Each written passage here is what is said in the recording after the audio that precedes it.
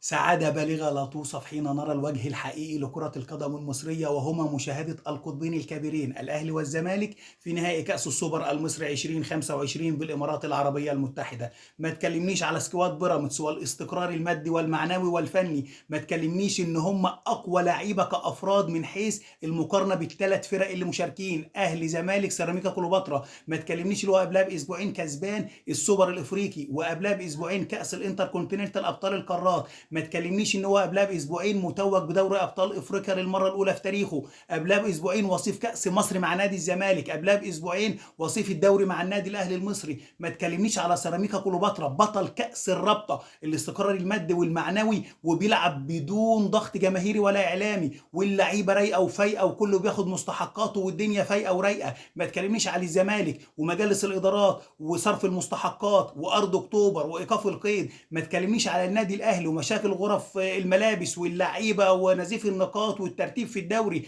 كلمنا على الوجه الحقيقي والعادل لكره القدم المصريه، الاهلي والزمالك الاقدم من حيث التاريخ، الاكثر شعبيه، الاكثر تتويجا بالبطولات. كلمني ان احنا هنشوف تاني الاهلي والزمالك في نهائي السوبر المصري، ونرجع ذكريات السوبر المصري وكاس مصر والسوبر الافريقي والدوري المصري ونهائي القرن الشهير وليالي دوري ابطال افريقيا. كلمني ان رغم كل المشاكل النهارده جمهور القطبين مروح مبسوط وسعيد علشان النهائي بين الاهلي والزمالك.